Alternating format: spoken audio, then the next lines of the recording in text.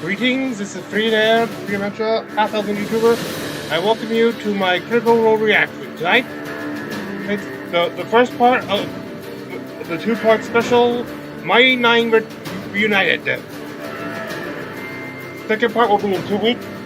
Well, this is the part 1 of my reaction to part 1.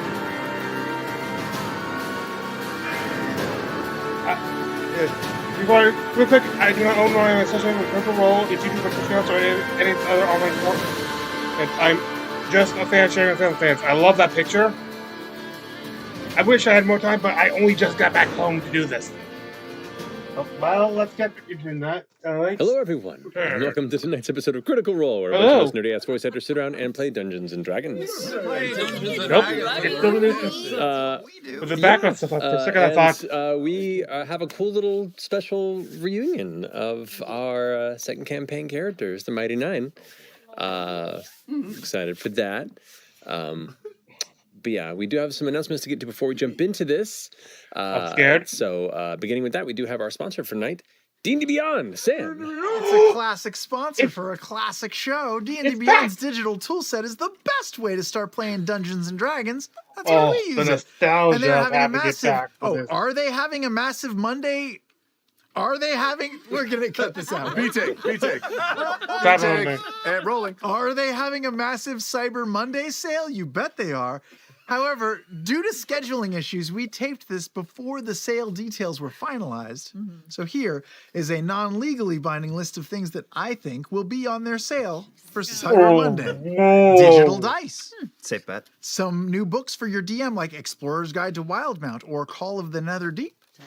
Matt's first vest, the one he was born in. My used cat hairballs. A hot water bottle from the backseat of Ashley's car. Or 10. 20 feet of rope.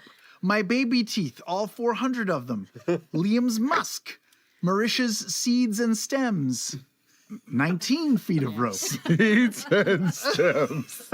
Pre-grinders. Pockets. Purple stuff. Sunny D. An extra 1 foot of rope. A ghost that looks like Taliesin. A ghost that doesn't look like Taliesin.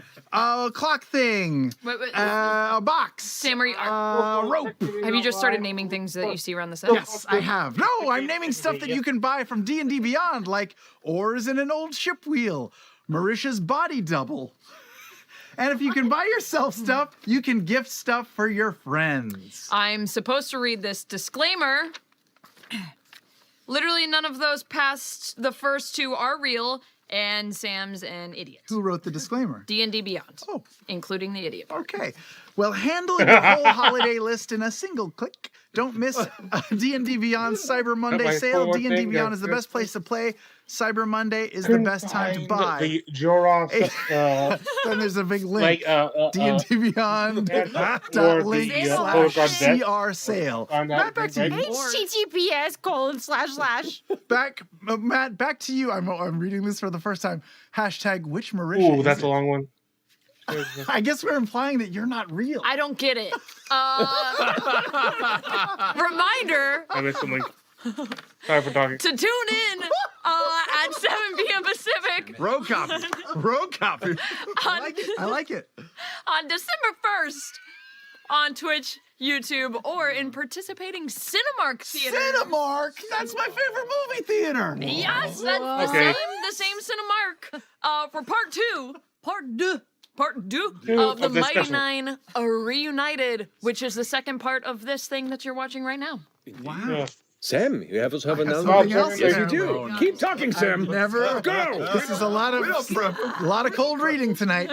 Tonight, guys, you're gonna be here. Hey, everybody. Tonight. I feel like Laura Bailey. God damn it. Hey, I've got some things to say. Tonight, you'll be hearing tracks from our recently released I love you. I like that everybody laughed that hard at it. Tonight, It was a really good impression. tonight you're going to be hearing tracks from our recently released full-length soundtrack album called Welcome to Wildmount. The album contains 20 immersive tracks inspired by the continent of Wildamount and the adventures of the Mighty Nien. The music is was a Cinemark near composed me. by members of the Not Hexany near me, audio but- roster, Omar Fidel and our friend Cole McGinnis, and the album features stunning cover art by Kent Davis. Welcome to Wildamount is out on all major digital music platforms under Critical Role. Go buy or stream it now. That's it. Awesome. Do I have more to do? Jesus. Well, you have a I game feel like I've been talking for There should be another script over there. No, I'm excited. On top of just all the music that's on Maybe there, there's someday I also might do a the Cinemark Lucian boss battle watching music this, at the end of but- campaign 2 that Cole McGinnis collaborated with me and made incredible. I'm so excited the world gets to actually listen to that more. So, like music. but Medicine was out. anyway, It's really just me. I just do. I'm doing all the announcements tonight. yes. special. Well, you're so good at it. So, I'm going to be breaking format here a little bit tonight, and as opposed to jumping into our intro, we're just going to jump into a little prologue here in a minute. But before we do that, I want to say, first off, thank you for coming to review where this. we The were. Mighty Nien mean a lot to us, and we've missed them very much these past. God, a year and a half. Almost, Yeah. Getting a little later in that point. It's been a while since we've touched on these characters, and it's nice.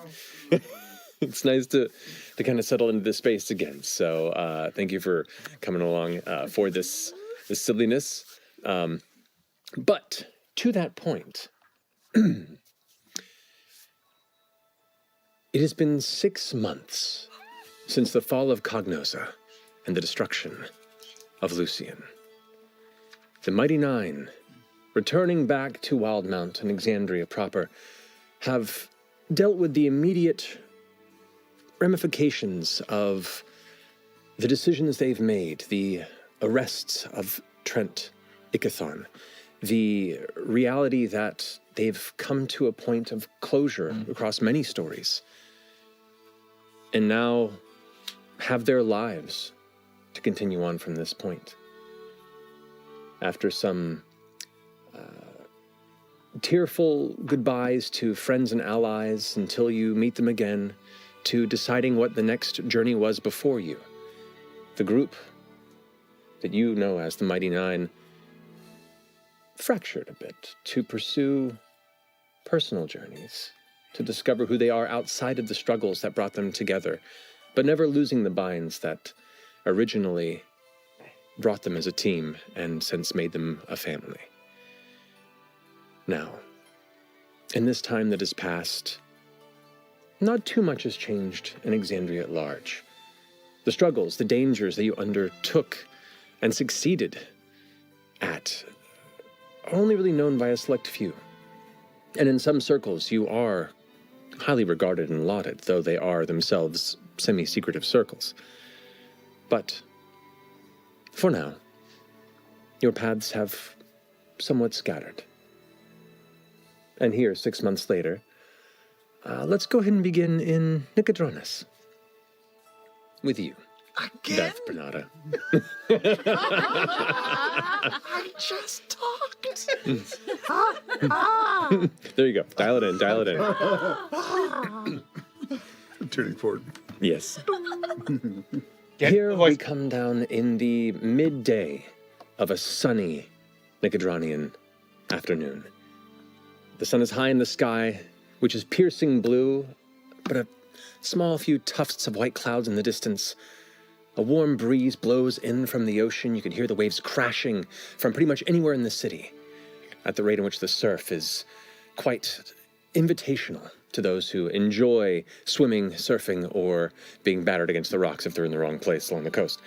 But here in the city, it is lively. It is filled with color and laughter and people running through the streets, taking on their business, looking forward to when the evening takes hold, the lights and colors change, and more merriment and revelry takes the city of Nicodronis. However, for now and this afternoon, you, Veth, where are you right now? What are you doing? Oh boy. Veth is making plans to receive the first ever crop of new campers at their new camp that they've just been setting up for the past 6 months. It's a camp for talented young adventurers, young arcane practitioners, mages in training, fighters, rogues, and we will receive these talented youngsters and train them into fighters or defenders for their own villages, wherever they might come from. The camp is called the Wild Mount Wildlings. Wild out! We have T-shirts that are made with Wild Out on it, and the different cabins that they might be staying in. There's the Happy Fun cabin. There's a cabin called the Shikasta cabin. There's A5 cabin. There's the Ball Eater cabin. Yeza recommended against that one. And we're gonna receive a few students, campers from around the world. Some are sailing in, some are coming by carriage or by horse or by foot. There's folks from the Jorhassian Wild. A young male wizard named Soldis. There's someone coming from Zephra, Naphaline of the Arashari. There's a young dragonborn rogue named Pidge, who's coming all the way from Draconia. And Luke is a little young to participate officially, but definitely does all of the activities that everyone else does as well. Interesting. What is the average age of these arriving campers? 13, 14, 15. Okay. Even a couple that are older, 16, 17. And there's a few phenoms that are slightly younger than that. But Luke is a little bit too young. These are kids who can stay overnight by themselves without being scared for mommy and daddy. Understood. Yes. Okay. And also, the program is very rigorous. There's an obstacle course, and there's also fun activities. We do beach camp activities, surfing. Yeah,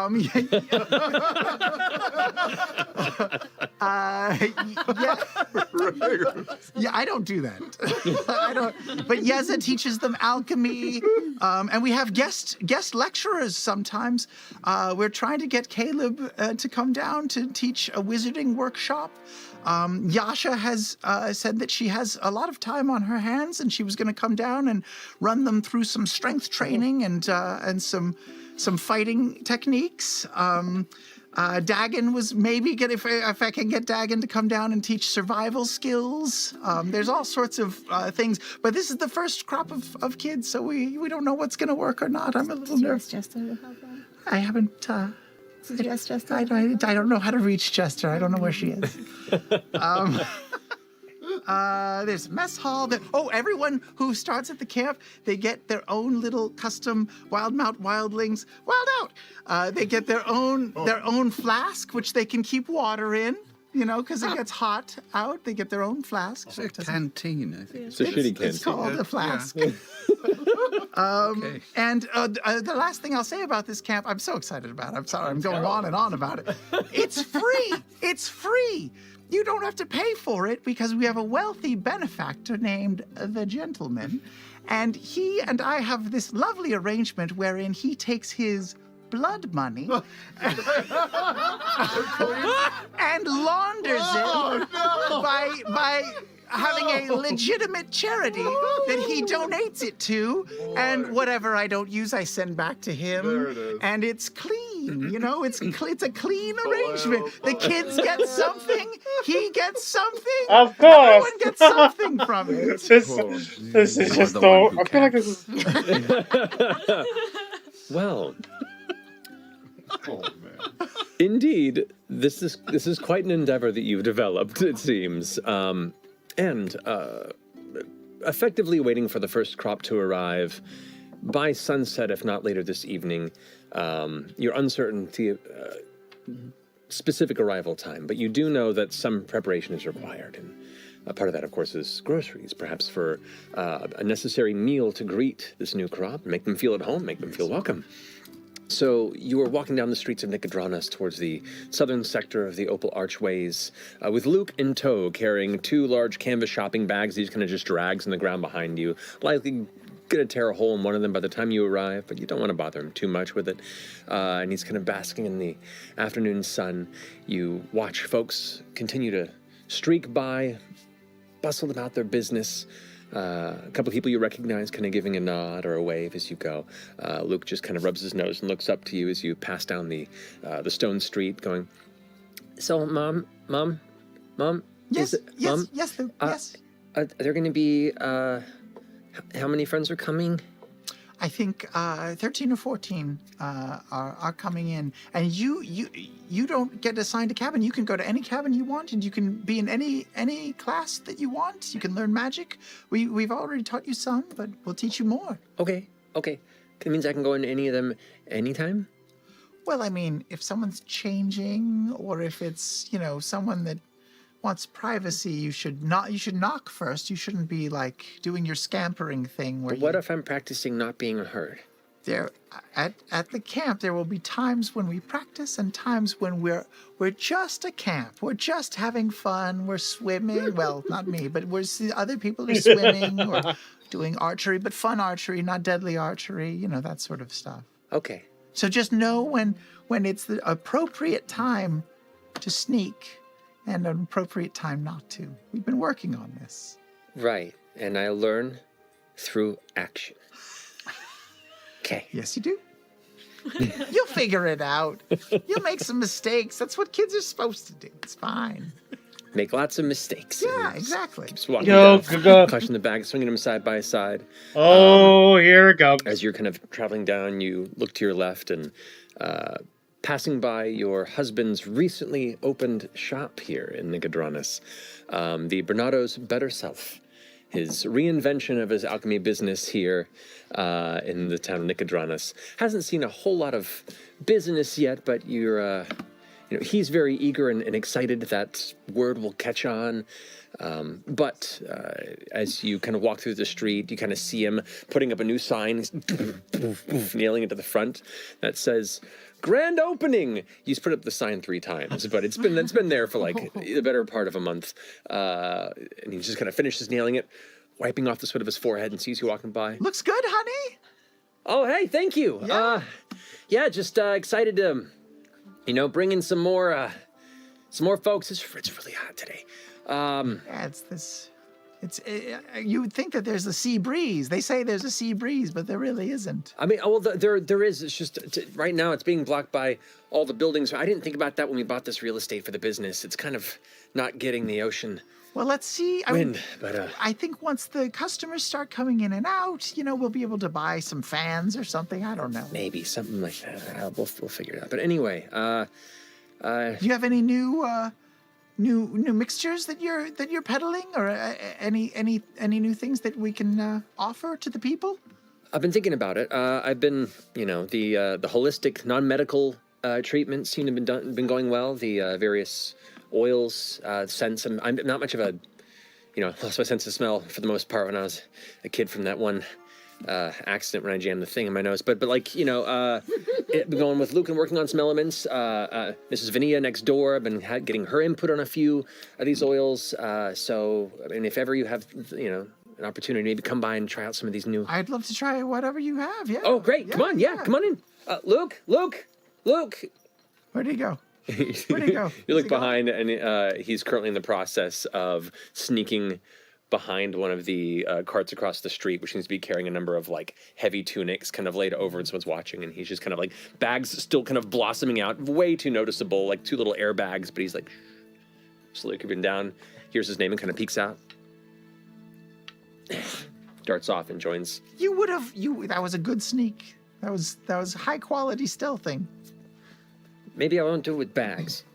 Yeah, that's a good lesson learned. He darts inside and he has a kind of sighs for a second, smiles. Well, do you like grapefruits? for the purpose of this, yes, I do. Okay. Yes. I got a whole plethora of new grapefruit-based oil scents that I think we'll go ahead and And it's just for like to open your nasal passages and it's not for for a general. specific condition or anything. Just No. The medical treatments are more alchemical in nature. This is just kind of where I'm trying to branch out from. So, come on in. We'll try a pass on this. Let me smell. So, as the family drifts into Bernardo's better self, we're going to go ahead and pull away from Nicodranus, and instead head over towards Zadash in the middle of the Dwendalian Empire. Here we come in over the triangular city, its walls tall, its people busying themselves in their own unique ways throughout the afternoon as the sun slowly gets further and further in the sky. Here we now glance on the exterior, beautifully kept walls of the library of a Cobalt Soul here in Zadash. Within we see the numerous keepers of the library, trained monks and scholars and archivists and protecting guards and warriors. And below there still the protected Traverse Ring, where all of the various teleportation circles are linked to the other libraries and locations, networked through the Cobalt Souls network. Here, one of the Cobalt Soul Archivist Guardians sits reading through a book as one of the central rings, just still and quiet, flares, and out comes barreling a busied, intense-looking Beauregard lionette. Beauregard, if you could describe your exit from the circle and where you're off to.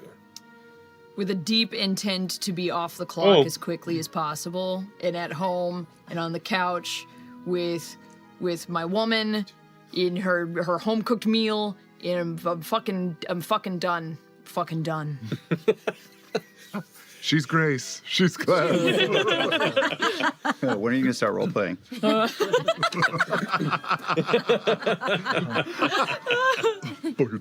Need a fucking cocktail. As you're charging out, the library guardian sitting there stands up and notices your arrival and quickly tries to hail you. Off the clock. Beauregard, I'm off the clock. Okay. Work-life boundaries. We've talked about this.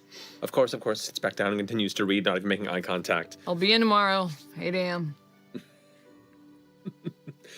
Charging up the stairs to the center of the library floor, you can see it's a calm and quiet interior at this time of the day. Generally, it's busy more in the center of the day or late evening. For the mid-afternoon period, most folks are in their own transitional work points in the day, and the quiet doesn't faze you as you push through, though you see a number of the other monks and archivists kind of turn their heads to take note of your brisk exit from the premises. As you head out from the streets, you go ahead and arc over towards the Interstead Sprawl to your home, if you wouldn't mind describing what your home looks like.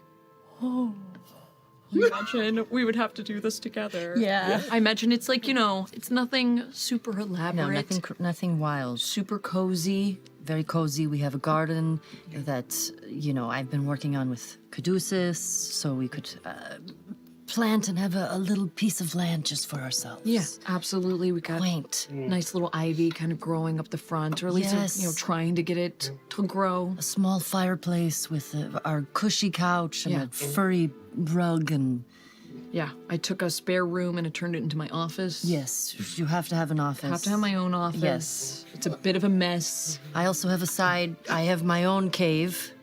Also, it has some workout gear, but mostly, painting and different kind of cooking things. I've been learning a lot from our neighbor, Martina Stewart, who's a very good cook. She's taught me so much. And Good old Martina. Good old Miss Stewart. good old MS. Miss Stewart. I am. When you come home, I'm outside, sort of, with my little basket, and I'm collecting edible flowers to put in the basket. Oh, like nasturtiums. Like those Yes. Baby. Baby. Come here. Baby. I miss you. Okay. I went a little crazy for dinner tonight. What did So, you do? We're going to have a wedge salad with tomatoes from our garden Okay. and heirloom, of course. Fuck, those are in season. Yeah, they're in Forgot. season, which is why they're so juicy, delicious. Eat them like an apple. I would And- greatly recommend them with a soft saute and salt as you turn around and see the halfling kind of graying blonde hair boy. of That's what the Martina accent's like? Stewart, who's out front of her yard now in like kind of a billowing blouse with her own basket. Interesting new design. leaning forward. Hello, Martina. Earlier, Martina. earlier today. Beauregard, nice to see you. Hi. Yeah, you were listening. I Earlier was today, in my house yard and you walked by, yes. Yeah. we churned some blue cheese together today. I think that's what you can do. You with churned blue cheese. blue cheese. Is that what you're doing? Actually, I don't know if that's how that It's a works. one-step process. Well, it's a weird kind of a buttery- way to present it and Okay. make it. Okay. She's still learning.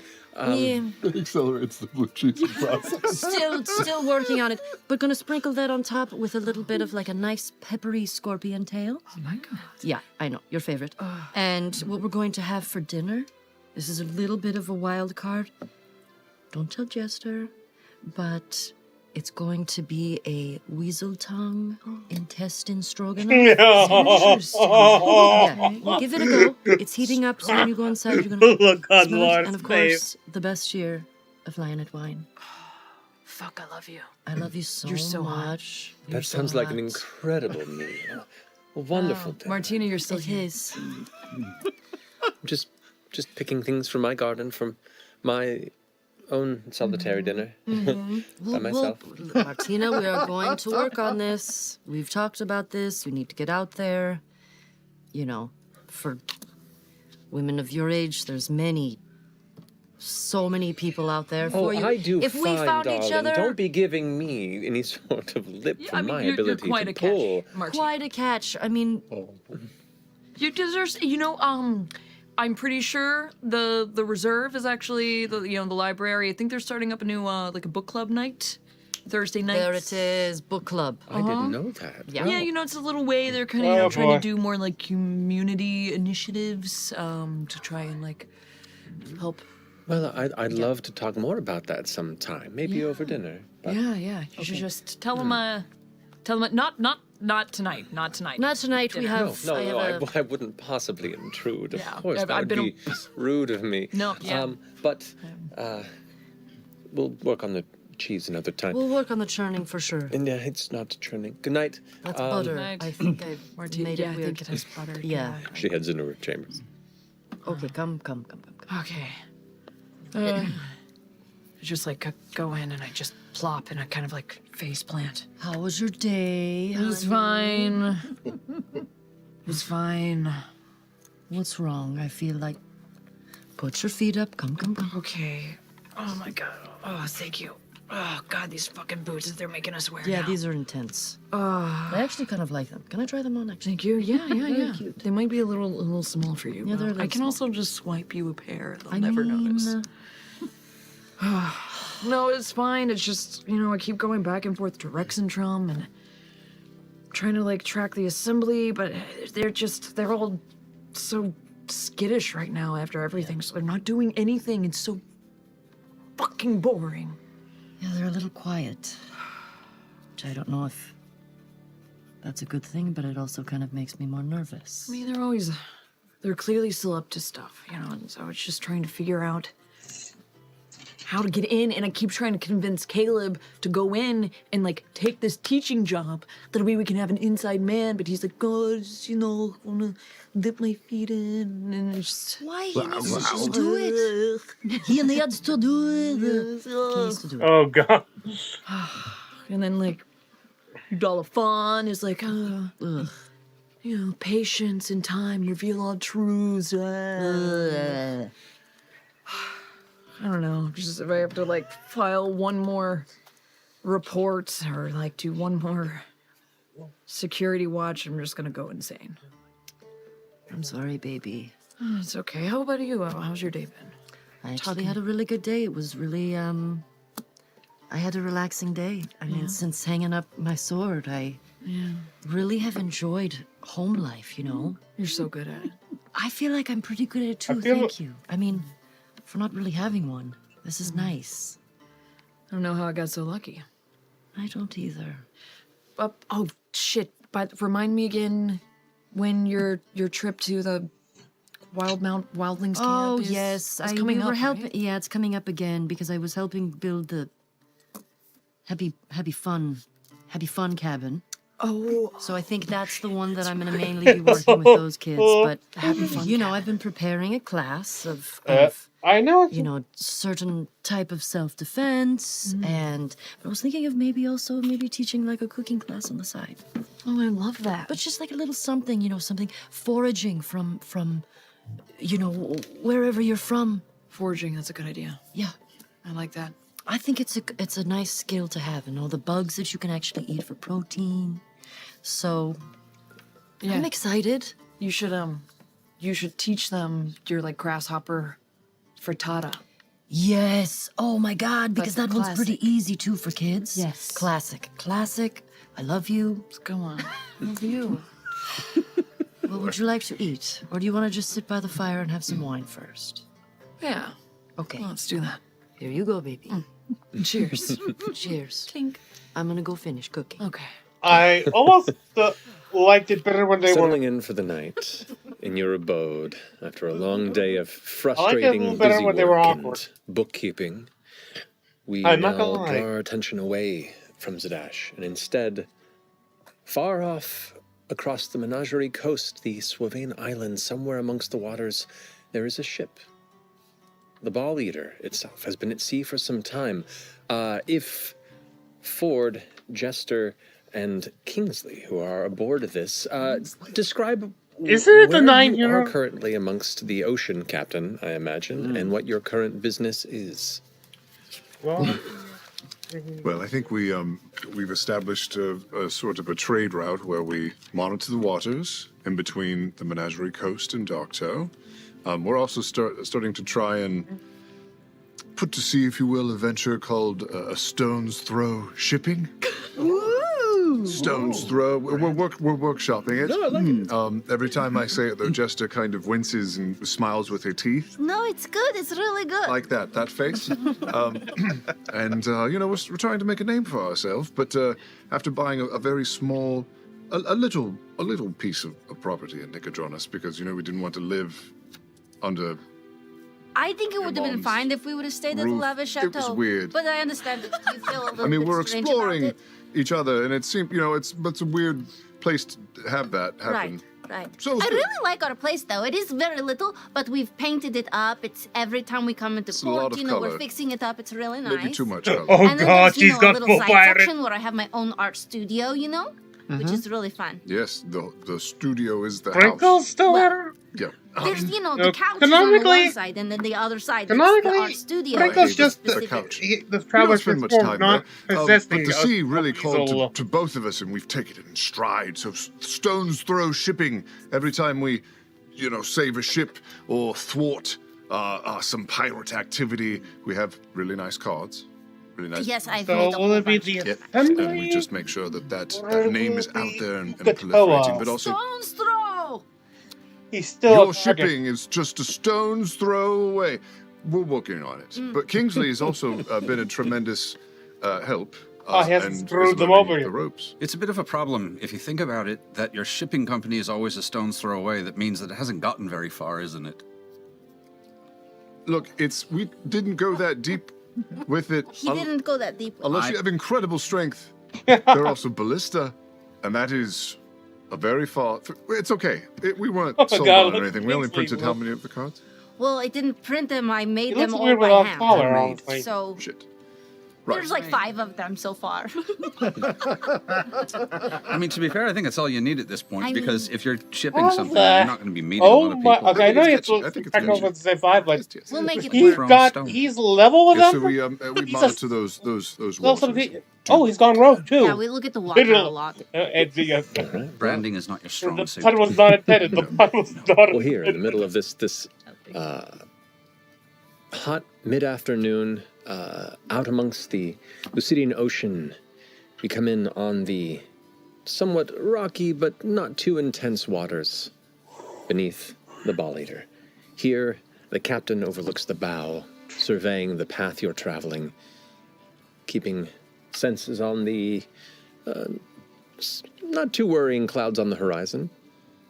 You are greeted briefly on the deck by your navigator, the familiar darkened shell and hunched form of Orly Skiffback as he saunters up on the deck towards you. Captain, whereabouts you thinking we be looking to avoid this untoward weather? Yes, good question, faithful Orly. I have to get my maps out in a minute. You know, I think... I'm pretty sure they're a stone's throw away. Can I cast augury? Is that a spell you have? It's new, baby! It's called a second level spell. All right, yes, you may. I take out a little pouch that's full of seashells that Jester and I have gathered off the shore. They're And so beautiful. shake it up. And I kneel down on the deck and pull all the seashells out. Me no disrespect there, Captain. This is highly unusual for the Yes, no. betterment of our ship mates, but you are the captain. Well, the wild mother, she speaks to me so abundantly clear. I just want to make sure that I'm making a reciprocal conversation. Okay, so the course of action that you are attempting to focus on for this is What is the most prime direction for the least amount of kraken fuckery and storm shit? all right. Do you pick a direction? Yes, I would like to. Is west a good direction in this moment? All right. As you cast the shells across the floor, the results west seem... It's more of a wheel and woe reading. Uh-huh.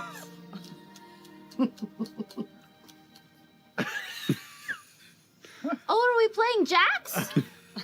I come over and throw some jacks down in amongst the I don't know shells. how this spell works. I feel like I need to divine something. Can you help? Sure. I pick up all the shells and Oh, jacks no, and throw them back down on the deck. We should go north, is what it says. Wild mother, you work in mysterious ways. Ah! North it is. Can we go north, Orderly? I've been north a few times in my day, so I think that is very doable. Miss Chester. He goes ahead and saunters off. Only don't tell anyone about the shells. Thumb goes up. Through stones. You're basically through stones. I can see where this is coming from. Out a Shells. little bit All right, better. it's pulverized. Maybe if you're going to do Kraken that spell, fucker you would can have do been it in better. your captain's quarters so no one sees you do it, so that they think you're more confident. Right. You don't want a mutiny. Yeah, of course. Kingsley keeps eyeing you. That's what Thank the you. Star Razor is here for. Orly stops and turns. And continues walking.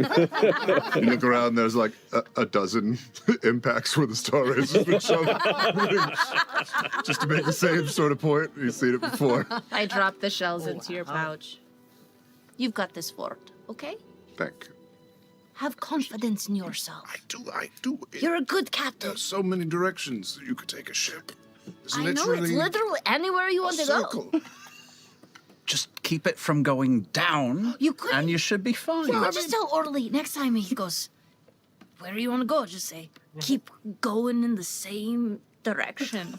Such Just command. keep going. What if we're facing towards the storm? Say, go around it. Into the storm? No, oh, say, go around it. And then he'll go around it. He's the navigator.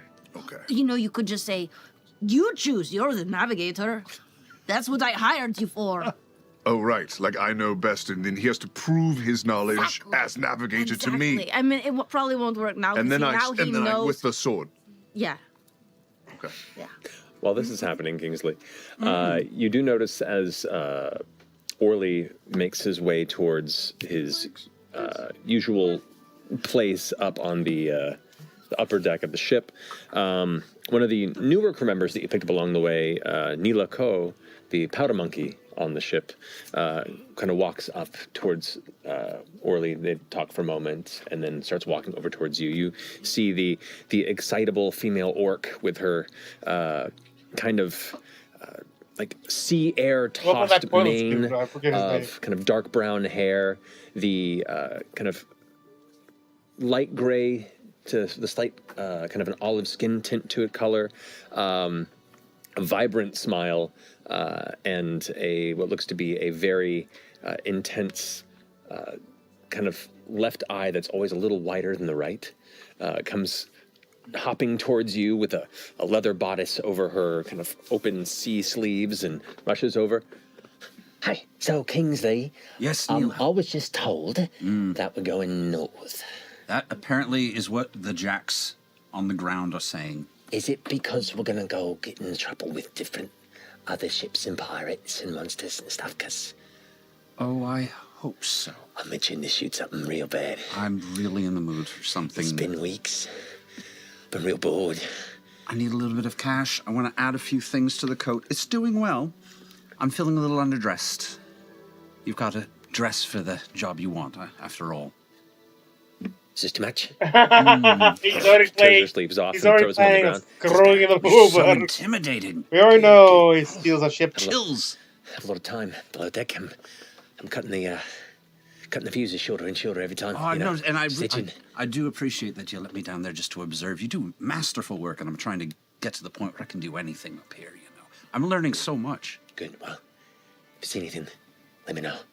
Oh, be the first to know after me. Great. Then the captain. Captain.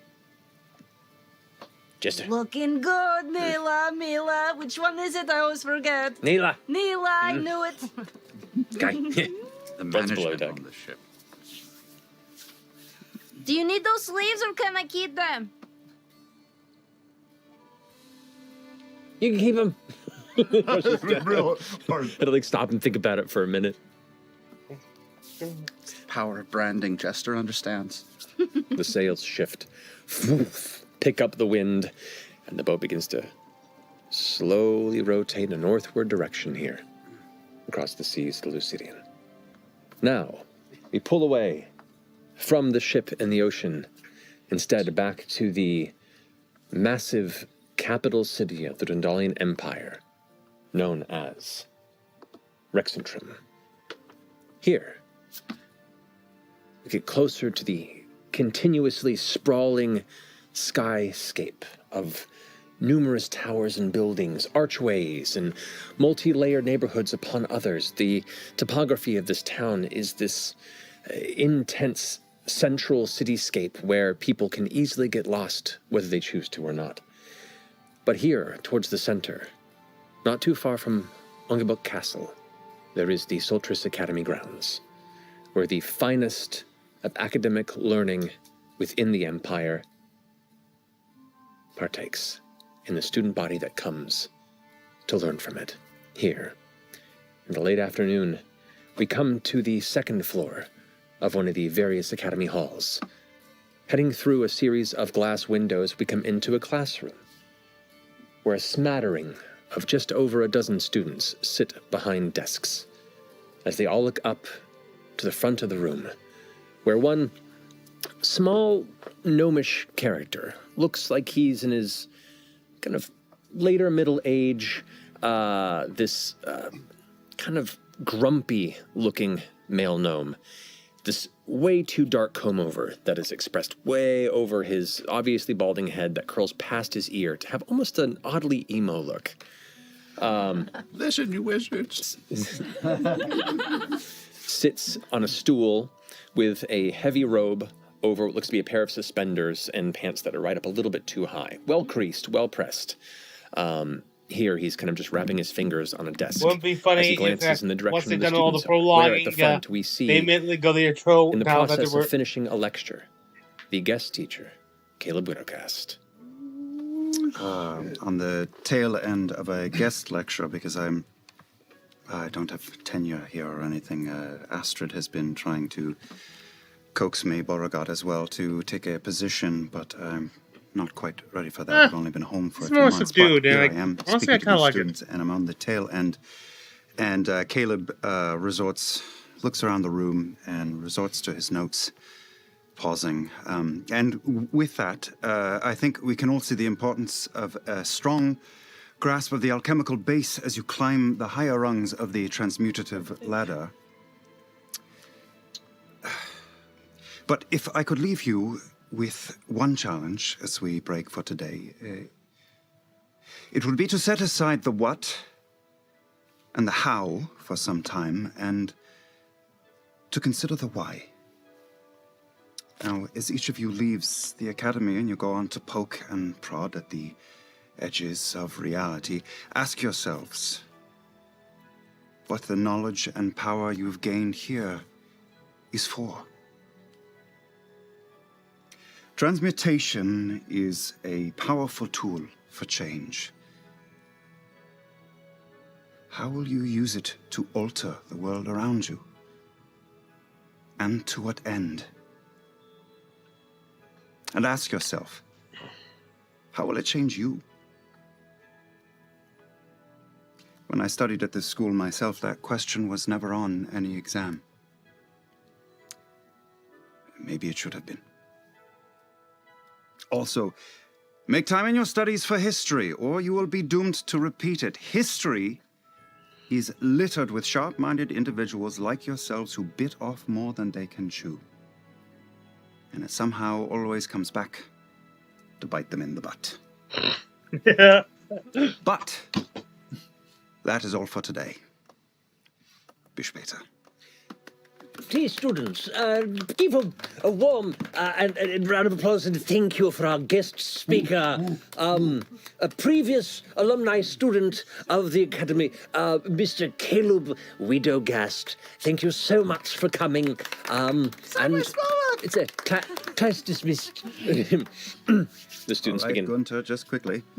gathering their things, their books, and picking up their satchels, and the bustle of them all discussing things completely unrelated to the class. Dr. Jones. Just like I love No, as Ich liebe dich. as the students do leave, there is one young, kind of 16-year-old looking half-elf girl, bookish, spectacles, and her hair, this kind of like kind of strawberry poof of hair. That sounded like a lot like one of my blonde characters. red hair. She kind of nervously walks up to you, kind of books clutched in her hand. Mr. Caleb Widowcast. Yeah, your name was Root, wasn't it? Yes, Ruth Vanilda. I was just wanted to say thank you for your lecture. It was very nice to have you back in here. It's always very nice to have you here in class. That we learn a lot. It's becoming a bit of a habit, isn't it? Please. Anyway, Hope you come back.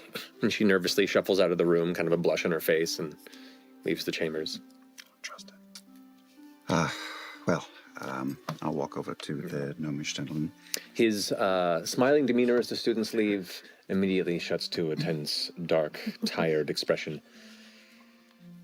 a fine seminar, Mr. Widowcast. Hopefully the students have grappled onto any of it.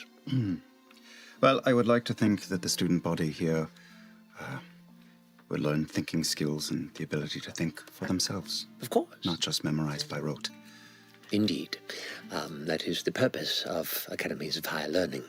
And while many of them show variations in aptitude, I must say it is at least notable the attention that is paid when you do come into the class, though I find the presentational, a bit dramatic and theatrical at times for my tastes. To each their own, I suppose. And, so is the arrogance of youth. Well, I don't want to impose any longer. I will retreat to my private practice. Please do. And we'll reach out as soon as we find a portion of our coming curriculum would use some of your unique insight. Good day. Good day. He kind of places his hand in the doors, kind of open up. Ugh, what an arschloch. It I closes wouldn't be behind surprised you if he and looked up kind of stand for a moment thing. alone in the long, familiar hallways of the academy. Still feels beyond surreal to be here. And Beauregard has been pushing me to take up permanently. Maybe I will, but not quite ready yet. Anyway, she'll want a report for the day. We share a sending stone now to share information back and forth between the cities, so I'm going to head back to my own small cottage, which is very much in the style of the home that Bren was raised in.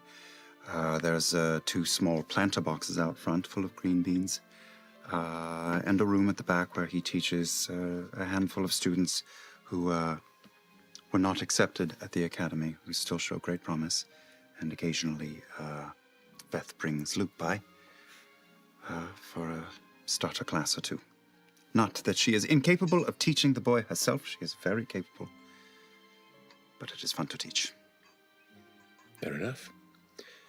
Upon walking through the halls, exiting the academy, and eventually finding your way to your own comfortable, familiar, personal space, what is it you'd like to do with the rest of your evening?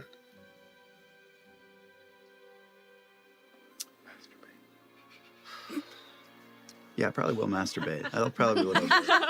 Can we just roleplay masturbating for this? No, Please don't. The mood light. No. Please don't. Bottle of yeah, wine. Just to confirm, Warm it up. Caleb still looks and smells like shit, right? Like just He has covered in. a branded cologne.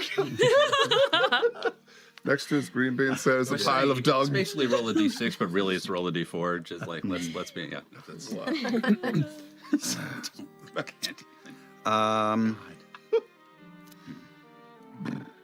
I think that he will put up the tower inside his home. The home is really more of a front, and he'll spend time in the study. And wonder if he'll get a visit from his Kryn friend this week. All right. From there, we remove ourselves from the capital of Rexentrum and return back to the seafaring vessel, the Ball Eater, which is heading northward as the sun begins to set. The sky growing orange and purple anticipation for the coming night. But the wind is picking up a bit, and Orly eventually kind of shuffles back over to where you're kind of keeping an eye on things, whether it be above or below deck. Are you above or below deck? Above deck. Captain, other direction. Sorry, what was that? Other direction. Other direction. Grabs your shoulders and spins you around, and you can see the direction in which the wind is coming from. A dark storm is looming on the horizon. A breadth of dark clouds are beginning to kind of spread out, and as you kind of take it in for a second, like you've noticed it in the distance, but hope that the northward travel would not be much of an issue. But you realize now the northward direction is kind of heading directly towards it. Remember what Jester said. Orly, which direction do you think we should go as the navigator for the boat?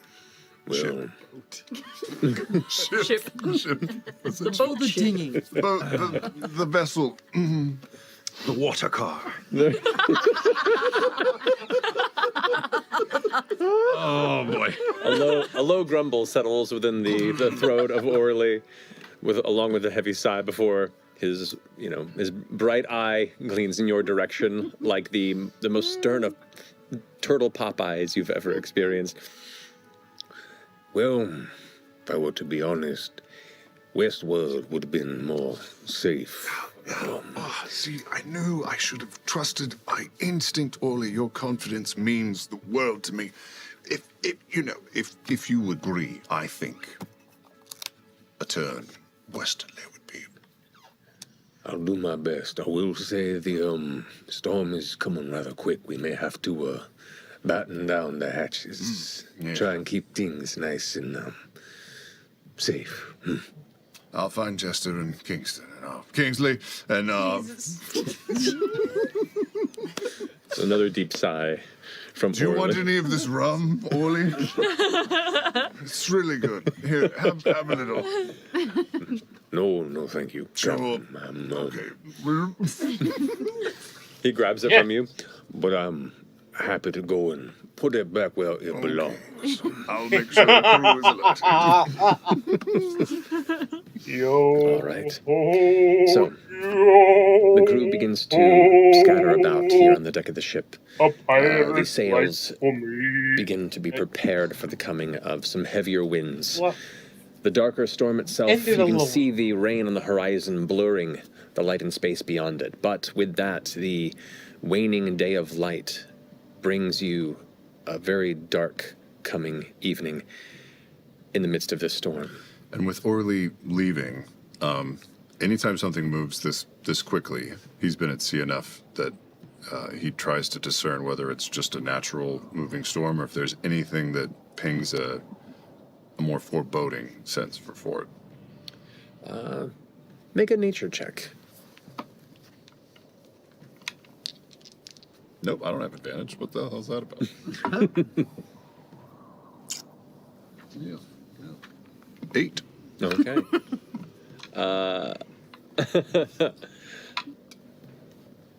Is your survival any higher?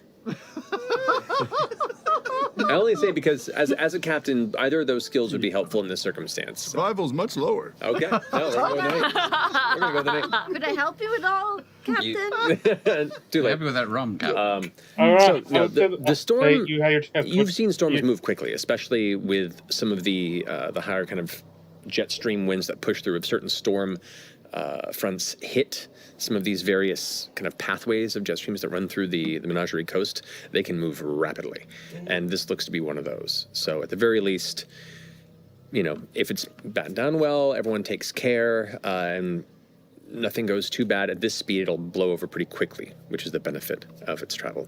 But the rest of you hear the word, begin getting things prepared for the coming darkened storm. Eventually the rain hits the surface of your ship. It's cold. But you get a colder sensation, Ford. Less a new layer of chiller and more like a present warm that begins to fade, revealing the ice that's always been beneath. The winds grow louder as the rain begins to pick up, heavier and heavier. The crew begins to panic a bit. The sails are completely bound and situated for the coming storm. Anchor is placed best it can. These are not the heaviest, the deepest waters, but whatever can be done to try and prevent any major storm flows from taking this ship under. You've been through some terrible storms in your time. This doesn't look like it's any worse than some of the worst that you've been through. But that sense that still kind of eats away inside. Usually in such spaces you feel the Wild Mother's eyes upon you and a sense of guidance and direction, but here it's absence. What are you two doing? I've just woken up from all this. I don't know where you were. You're sleeping through this? Well, it's just everyone got cold up. I'm on rigging right now because we've got to pull the sails down, put everything together. I'm standing next to the captain. Because I'm the first mate. In case he didn't know that and everyone else didn't know that, Kingsley, I'm the first mate. I'm well aware. I'm working. And I will ask our captain. Hey, Ford. Yes. Do you want me to try to, like, use control water and try to part these waves to make it easier for us to get through the storm? We certainly could. Or is it not a big deal? I don't know. Yeah, I mean, it's best just to push through unless it gets really dangerous. I mean, control water is excellent if we start to take on. going. Yes. But also, I think the morale of the men would be good. So anything you can do to keep it, positive and encouraging. Swing over, run up the stairs. You could actually just say something to the crew right now. They could use a bit of a morale boost. Everyone's freaking out pretty hard right now. That's fair. Do you just want to maybe put something up while we're doing it? Yeah, I'll use thaumaturgy. Yep. Fireworks. Ah, yes, rough seas. We've seen this before. We shall see its like again. Behind him, there's a light up neon applause. Man your positions, you know your duties. We'll see this through. Do you have office hours later? No. All right, everybody, get to your work. You're too pretty to die today. Go, go, go! Well, everyone kind of scatters a bit as the rain comes in harder and harder in sheets. After the next 20 or so minutes, the true force of the storm really begins to batter the side of the ship. Like sheets of ice-cold needles smattering across your skin as everyone begins to double tie down all the ropes. Briny waves begin to break and crash off the sides of the ship, running down as it begins to rock side to side. The surf begins to roll heavier and higher. Breaking, crashing against the wood. You hear it creak and shift. An endless quaking of rolling danger underneath the flashes of jagged lightning that begin to momentarily light up the void-like abyss around you. Should I use control water now? The crew shouting over the chaos, presenting the sails to the best of their ability. Are you using a spell at this point? What are you doing? Is it crashing over the sides of the boat yet? The ship? I mean, it's beginning to. I mean, the waves are getting heavier and heavier, louder, and the rolling of the ship is beginning to slam down in between the valleys, and other bits of crashing surf begin to crest over and just splash against the top of the deck. The crew holds on. Elements of the not battened down barrels and loose crates kind of shift off and collide and gather on the opposite side along the railing. I'll just run around and start trying to tie the barrels to the side so that they don't keep doing that. All right. Another flash hits. At this moment, one heavy wave is now looming and swelling up. Captain. I think if we see that, I would tell Jester to... I thought I had control. Okay, I go for it. Yeah. I think you do have it too, but You have it as an ability you were granted by your patron a long time ago. I'm gonna go for it. You go Control water on the giant wave as it comes towards us. I'm gonna try to split it in half so that it goes around the ship. I would Okay. join her in that.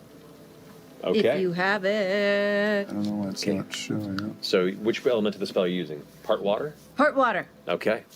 So between the two of you utilizing your abilities, you focus and you watch as the large, rolling, heavy swell of wave water that careens towards your ship suddenly divides in half and crashes down just past the bow and the stern.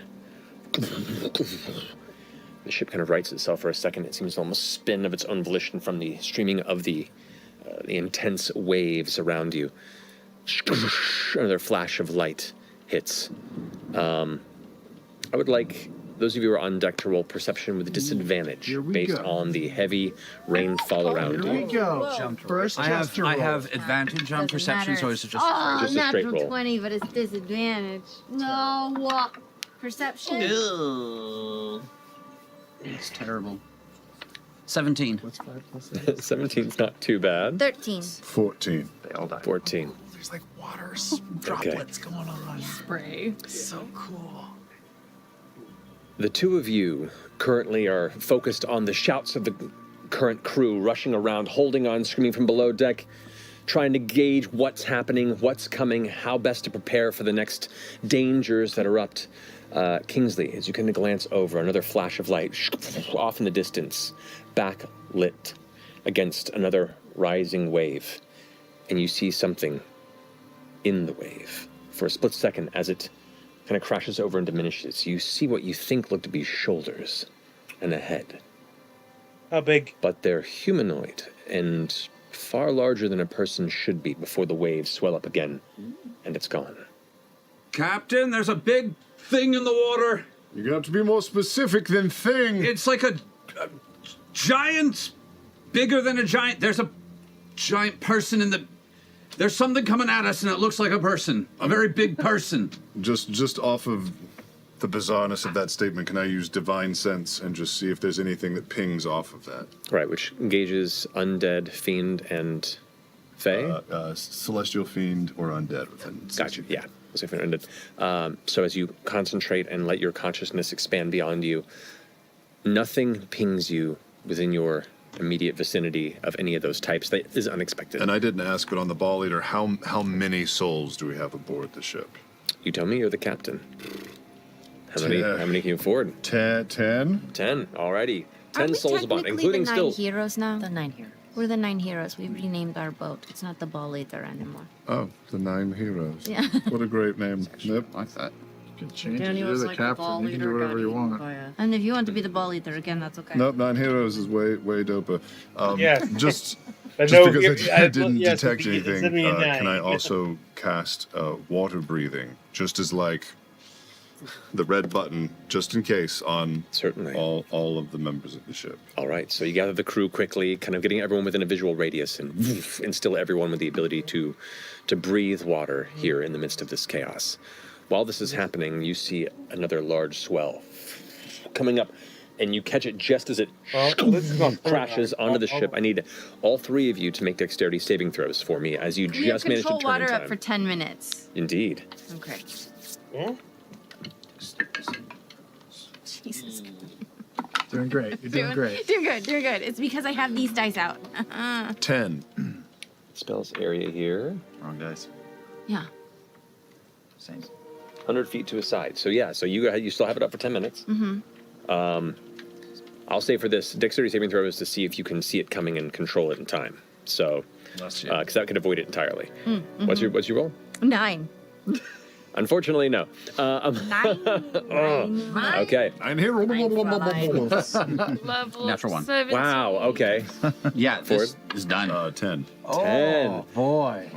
Ooh. That was fun. This is a fun game, guys. Bye. 17. It's been great. It's been great, everybody. The wave crashes into the side. You try and part it just in time, but it parts into 2 different waves that aren't quite wide enough to avoid the entire width of the ship as it hits 2 different sides. The ship lists and spins a little bit to one side or the other before it begins to rotate to one side. Everyone holds on, but you all slide down and slam into the railing, catching yourself, but you all do take 7 points of bludgeoning damage with a crack in the side of your torso as you hit the railing. The railing itself, you hear the wood splinter a bit upon impact. Except for Ford. For a brief minute, as you hit it, there's a white-hot flash of pain, and then you feel almost like yourself is drowning. You try and breathe, and it's water filling your lungs, a terrible, familiar sense. The slipping of the warmth of your body, but you suddenly see darkness in front of you, and you're reaching for kelp, you're reaching for surface, and you're being pulled away into darkness. The shadow takes you, and a voice long unheard quakes in your ear. Okatoa, Shaw. I found you. A yellow eye opens before you before a bolt of lightning strikes nearby. The rain's hitting you, and you're holding onto the side of the ship back, conscious amongst your friends as the ship creaks back, landing back in the moving surf. What are you doing? Sorry, I didn't see that wave until it was too late. I think I think we have company. I saw the eye. I saw the eye of Ukatoa. Neela, get the guns ready. Orly, can we turn? We've got to move right now. Do you know about Yucatan? Okay, We Captain. know some basics. Yeah, I've told him now. Okay. He goes ahead and tries to prepare the sails now to try and spin in the middle of this storm. He's not a bad navigator. We'll see if he can go ahead and take the helm and carry in that proper direction as he's doing. Early to port. Okay, yeah, that's a great roll. All right, he begins to turn the ship and try and coast in the direction that the storm is traveling from to try and pierce through as fast as possible. At this point, the storm is getting heavier. The lightning is striking around in the distance, and it's odd because storms and heavy rainfall like this is normally the territory of the Wild Mother, but that loneliness, that sense of vacancy where that protection normally sits is not present. Oh my god, give me some of that real? Yeah. Go ahead. A heavy, angry crack sound of breaking, splintering wood, and the entire ship lurches upward for a second from below before slamming back. Oh! It's the fire! I'm just having a drink of water. I like this. This is why Where? they chose last everyone. That means they'll never have to risk him. Returning to the dramatic moment you interrupted. If they have something on The lurching ship slamming back down into the heavy Well, waves. shame though, because I have As everyone Thanksgiving kind of off. holds on, and you hear Orly shout from the back, Nothing. as he's like taking the helm of the ship. What are you doing at this moment? I guess I would run to the. Did you see that humanoid shape on the starboard or port side? We were heading towards it, and I had Orly turn to the port, so I was about to get the cannons on the starboard side loaded and ready. Okay. I'd run to the starboard side. I'll summon the Star Razor. Appears in your hand. I will. Do I want to do this? I'm gonna cast.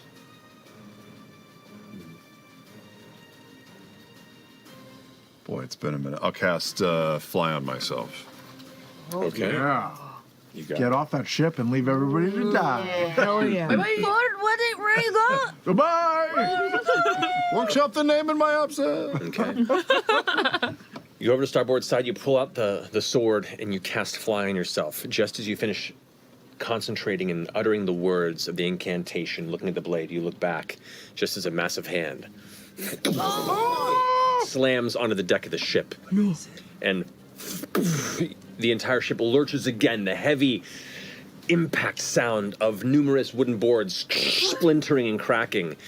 5 fingers in this humanoid hand. Immediately glances, you kind of step back out of the way, kind of drifting about 10 feet off the ground instinctually, flying backward. You see another hand grapple up as a humanoid head, about 10, 15 feet almost in width, begins to climb up, looking just over the ridge. You can see long, wet, scraggly white hair, a kind of somewhat teal green-blue skin, pale, pupilless eyes, and a thick, heavy, knotted beard filled with kelp and all sorts of broken materials that just drifted to the sea as it comes and glances over, maybe just like a few feet from your head. Jesus. What do you do? Kingsley, fire the cannons! Neela! Now! At this point, there's a brief moment of quiet as it pulls one hand back like this. And then you hear from below. Probably shouldn't miss. Well, not for what's right in front of at least 2 cannons. Oh, man. So I will say His head is 10 feet wide. about 10 feet wide, yeah. Between 5 and 10 feet, we'll say. Those 2 hands an back. imperial? Were there, was there a wedding ring on any of those fingers? No, you didn't see weddings. You're not even there. You didn't see a damn thing. I was expecting a yes. So, if you can, let's go ahead and you roll cannons twice with advantage. So 2 cannons are within the radius. So go ahead and roll 2d6 for 2 different shots. It's +6 to hit. 2d6. Oh, +6. Yes. That's a 24 to hit, and 2d6, 7 points of cannon damage. Sorry. So that's just a hit. Oh, great. Then it was just a. So one hit. There's two different attacks. So roll to hit twice. Stop it. The first one hit. I'm thirsty. And 18. Of course you are. 18 You're both eating hit. so much So the damage stuff. is When you 8d10 drink, you also bludgeoning quit damage. sticking off. Jesus Popcorn. Christ. Holy cow. Okay. 8d10. I do like having. So buttery and salty. Right. Oh my God, these. They're all ones, aren't Nice. they? Nothing but Three. ones. 43, Sorry. 54, last two. I don't think I've ever done that successfully. No, it was just 8d10, 52. 52. And for the second one, same damage. Same thing? Yeah, 2 cannons. So 52? Oh, this is the... yeah, so 106. another 8d10. Oh, do it again. Okay. 106? What did you just say? Just did 52 points of damage on that. These are two ballista. cannons firing off at point blank range from under the ship at Oh, the damn. target. And you Number said when four it came game. up, it looked like it had like milky white eyes and like scraggly hair. The eyes themselves were just like white. They weren't like milky. They were just kind of almost like a glowing white Okay. energy to them. 43 on the second one. 43, Damn. got it. You hear the cannons, many of them splashing into the waves beneath, but the creature you see kind of react from the impact, still clutching the side of the ship before it pulls its hand back, and you watch between its fingers, electrical energy kind of gathering up, and it throws this massive lightning spear that heads right towards you and arcing behind you. Huh? Oh my. Fine. If you can go ahead and roll a d6 for me. Me? Jester, yes, just roll a Oh, d6. no. On a 1 to 3, it hits you. On a 4 to 6, it goes after Kingsley. And it arcs straight towards Jester as well. So I need you both to make dexterity saving throws for me. Wow. Okay, the shit's happening. The All head right. is like 1/8 of a human body. So this being is 40 20, dirty 20. Big boy. to Okay, 80 that's a success. tall. Gotta be a 16. storm giant, right? 16 is a failure. Is there some reaction or something? Mm-hmm. Reaction shield or so. something? I don't have I shield. don't know. What are you? Drowner storm giant. 100. 61 points of lightning damage to you, Jester. And 30 points of lightning damage to you, Ford. Oh, God. Sheesh! As this lightning strike just arcs past both of you, slams into the other side of the ship, and just kind of dissipates throughout the rest of the wet wooden surface. Some It's of the other gonna crew kind of get immediately shocked a bit and backs up. Hellish rebuke. Okay. Back.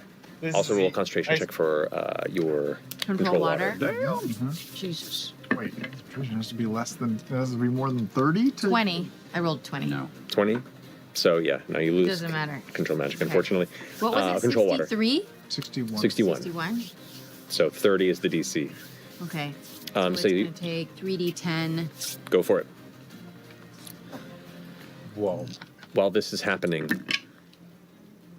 Kingsley, 7 plus 5. Ford, 12. you notice around as you kind of recover from this 21 blade points out. of cold damage. Actually, you're focused on this creature. You wouldn't notice this. Kingsley, you notice this. After this flash of lightning energy streaks across the deck of the ship, impacting both Ford and Jester, you notice other shadows beginning to climb on board. Smaller creatures, other what looks to be humanoid entities begin to kind of board up the Make side ready, of the we've deck. got company. Draw weapons. Ford, This guy's a good captain. this is bad. What do you want us to do? Fight them all? Yeah. All right, I would like the three of you to Drawing. roll initiative, please. Oh. Oh boy. Okay. Really?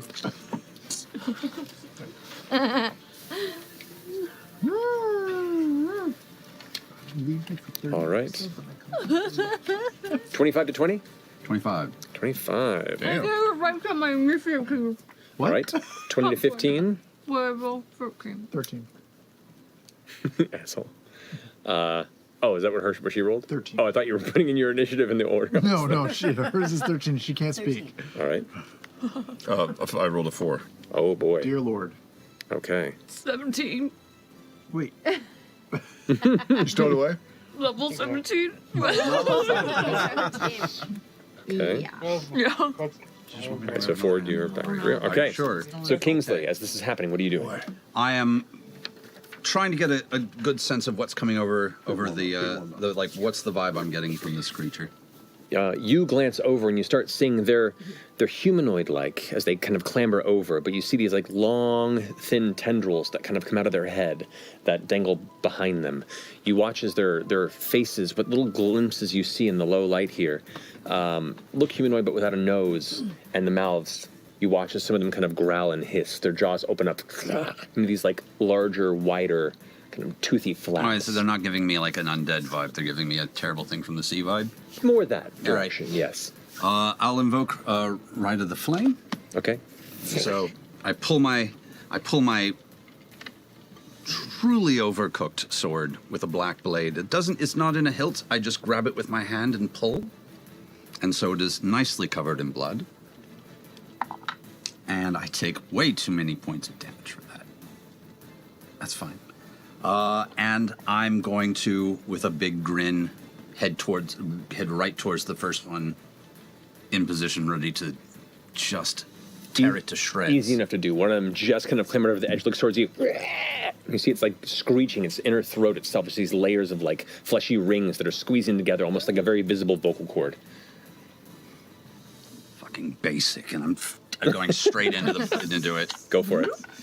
First attack, 27 to hit. That hits. Yes, and then that's back to 17. I had to write it up. I'm going to use some sneak attack because plus I don't actually as long as nothing's because of some fun stuff I have. Oh, that's right. Yeah, you can sneak attack even though nobody's around it. Ooh. Because nobody's around it. So that's it's 4, 5, 6. I can also re-roll one of these if I like, which doesn't matter. So that's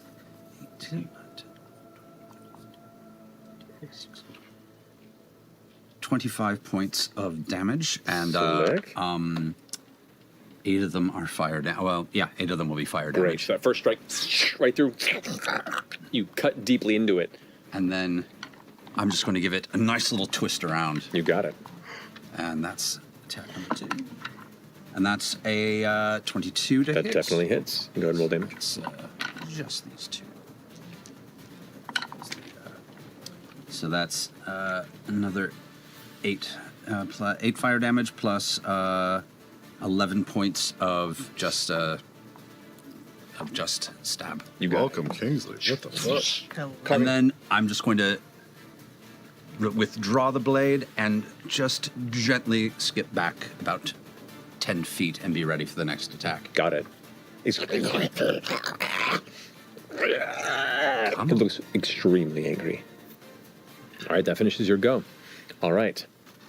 At this point in time, the far bow of the ship, one creature kind of floats up, kind of gliding in the air, humanoid like the others, the same kind of long tendrils escaping from the back of its head, but it has like a tattered cloak that kind of drifts and strips from its back. Same kind of dark, deep gray skin, that odd kind of pale yellow eyes with these slivered pupils to them as it drifts forward. The massive, what you can see now to be a giant, a humanoid, extremely tall, extremely strong giant that is climbing up the side of the ship, larger than any giant you've ever seen or probably heard of, shouts out in this deep, resonant, bassy voice that quakes the wood you stand on. Where is it, traitor? Where is the key? The creature that now drifted up off the side of the ship, kind of floating in the air. You made blasphemy of their gifts, and your arrogance will cost you all that you love, unless you do as Thunum commands. And rushes, gliding over in your direction, kind of just coming towards you about 10 feet off the ground, kind of meeting you in your floating space in the air. As it comes towards you, its jaw open, kind of flickering as the rain and wind hit it. It's going to go ahead and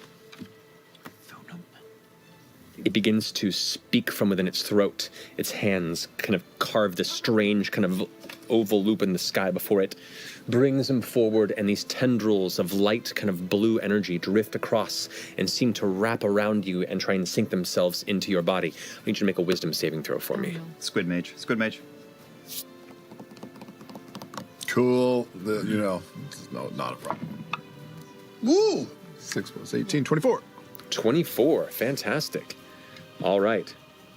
So, as this spell, this attempts to grab your muscles and hold on to them and keep them locked in place, you resist the effect, and the magic dissipates off of your body. Yes. And kind of angrily flies up about another 20 or so feet above and holds itself there, kind of just gliding. The rain, as it patters down, is smashing across its face and just causing these streaks of water to drift and drip down past its legs. With that, the giant takes its turn, angrily growling. It puts one hand... Well, actually, let me see if it gets its... It does not get its lightning strike back, but it is going to attempt a thunderous stomp, or in this case, a thunderous slap, as it brings one arm up, down onto the center of the deck of the ship. At this point... This is the problem. If I could have Jester and Kingsley both have a Constitution saving throw. Oh my god! What kind of attack is this? It's a physical attack. It's a thunderclap on the... It's a 3. I rolled 3. It's so tiny. It's cute. It's going great. I rolled 7. What'd you roll? 7? 7, okay. 14. 14. What if I die right now? Unfortunately, both of those are failures. Okay.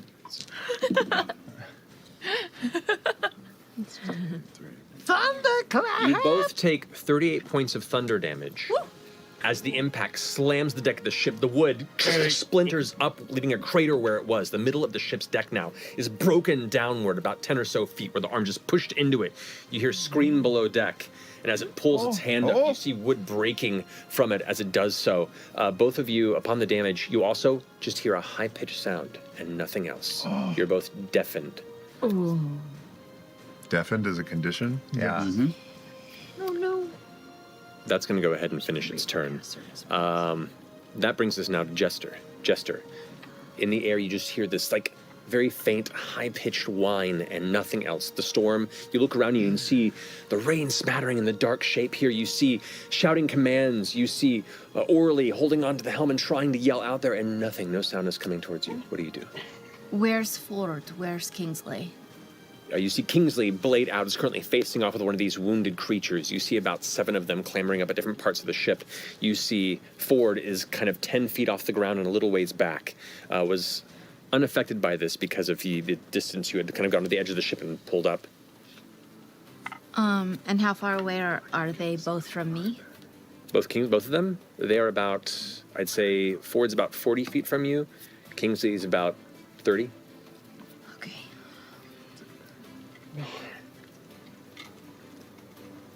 Oh gosh. And how close is that giant to me? The giant is about 15 or so feet from you, 20 feet. Am I the most hurt of everybody? Yeah. Yeah. How many hit points do you have? You took 2 big hits. Yeah. Big hits. Got stuff I can do too. The giant is how many? About 20 feet from you. About 20. 15, 20 feet. How many hit points do you have? You don't know. You didn't know. You flew away. I flew away. I flew up to get a better view. Like pulled itself forward to slam, and then it kind of like pulled back on the side of the ship, and it's almost like using the ship as partial cover. Run. No, I can't. What are you Can I doing? take another big hit? Oh no. Ah! What are you All doing, I want to do is run up to the giant and touch his hand. Okay. I'm going to run up to the giant and touch his hand. Do it. You rush up. It's easy to grab. It's like clutching on. Its fingers dug into the actual deck itself. Maybe I should let go. And I'm going to inflict wounds. Okay, go ahead and roll for a spell attack against it. I'm going to inflict wounds at 7th level. Okay. Dude! Dude! Nice. Kingsley, where are you at? That's hard. I'm sort of in the Oh, God. kind of on. He's really Oh. big. He's really big. 100. Yeah. Here's an 18? Easy 18 ace. hits. Okay, great. 9d10. 9d10. 1, 10-sided die. 90-10. 2, 3. I don't need it. Yeah, even with the half cover from the ship, and it was just 18 for his AC, so well done. He pops. 8. Like a bubble. Nope, 9. I got him. Woo! Whoa. Okay. One of those is a 30, D8. 30. Oh, it is? The one by your pen. No, No, that's a That 10. one? no, that just looks weird because Oh. the Oh, it's a edge weird angle. is soft. She's just got weird dice. 8, Oh, 44, okay. 45, My bad. 48. Huh? Keep going. 54. 50. 54 points. Wait, did you count your yellow one too? Oh, I didn't, but he Okay. did. Okay. Took Did with the popcorn, so I was confused. 54 Oh, points wow. of 54 points. points of necrotic damage as you reach out and grab It's on Laura's dice. We're like, I don't. that pulse of dark energy spreads from your fingers into the veins of this entity, this massive, meaty, kind of blue-green hand. As you grasp it, you watch the black shoot up, and all the veins in the hand, thick and thin, which on this scale are still massive, all immediately become visible as this dark, kind of awful black tar material kind of pulses through the bloodstream. As you do so, the hand kind of, the other arm grasps the side, and this comes up and almost like seems to shake it. I'm gonna use the rest of my movement to back away from the giant. Okay, it gets an attack of opportunity Okay, on you man. as the hand that's up in the air comes down towards you. Where is it? I'll be fine. She's fine. That is going to be a 30 to hit. Oh, I guess kind of it does, though. Okay. Sorry, we got two Meets it, healers. beats it. We got two healers. We got. Oh boy. I die right now. We got one healer. We got one cleric. Never had him. No, I don't think that's right. You take 42 points bludgeoning damage Oh, that's right. Yeah, they only have to do. They don't as have the to hand do just this right now. like Which made more sense, squash 'cause he slaps you onto the would've been the deck, same level as and you this are pinned and grappled for a minute. What? Does that finish your turn, Jester? I mean, if I'm pinned and grappled, then yes. Wait, Alright. let me look at what. I know this. It's hard. There's so much new thing. There's so much new stuff. I'll say like, it doesn't actually give you the grapple condition. It's more narratively it does that. You can pull away if you'd like to and still move. Oh yeah, this was still your move. You were walking away from Oh, it. When yeah, you then did I'll this. continue to move. Okay, so you go ahead and another 15 feet back and away from it. It gets you to where you were standing pretty much when you started. Great. Cool. Okay, that brings us now to the rest of the Scion's turns. How many are there? There's 7 on the deck. 7? One of which is. You said. I think you meant 3. I think you said you did some math wrong. There's only 3 No, plus the there's giant. 7. The one that you attacked is going to go ahead and charge towards you. It's going to go ahead. I think it's got some problems depending on. Are there some things that happen if I attack it that make it hard for it to hit me? I just got. You tell me. But it's going to go ahead Yeah, and go ahead while I'm doing 1 this. bite and 2 claw attacks against you. That is a 23 to hit, Oh, that a hits. 16 to hit, That does not. and a 19 to hit. That also does not. Great. That would be crazy. Okay. Amazing. So you take 8 points of piercing damage as it bites into you, and as its claws come towards you, you just kind of batter them away with your shield. Nope. All right. You are up in the air, so the 2 that are there can't quite reach you. One of them is going to go ahead and psychic shriek beneath you. It just screams and emits this horrible high-pitched, like, sound that just emerges. All of you hear it, those of you within 30 feet, which would be Ford and Jester. Aren't I deaf? You cannot hear it. Indeed, neither of you Nice. can hear it. So you're protected from it. But Ford, I need you to go ahead and make a wisdom saving throw for me. Yep. Makes my hands hurt. 24. 24. 19. You instinctually close your ears, and in doing so, prevent it from striking into the center of your eardrums and further into your mind and consciousness. Another one's going to go ahead and rush over towards you, Kingsley, from behind. That is now trying to make up for the other one that failed. This one, because it is a pincer attack, is advantage. From the other side, that is going to be 16 to hit. Does not hit. Misses. Also blocking. Wow, awful. A 1 and a 2. Misses. It's their claw Spins strike. around, gets it again. And the third one is going to be, that one will hit with the 24, I'm pretty sure. Yep, that'll hit. All right, and with that, it does get 1 claw strike against you, which does 10 points of slashing damage to your back. 2 are rushing up to you, Jester. Okay, that's going to be a 12 to hit, Nope. a 25 to hit, and a 20 to hit.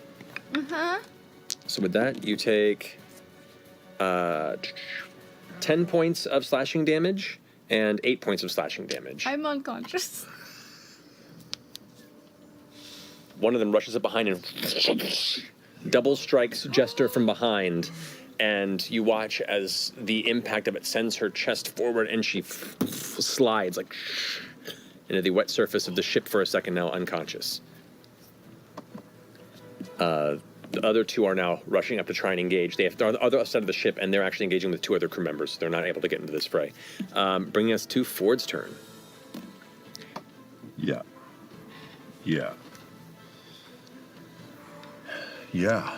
Okay.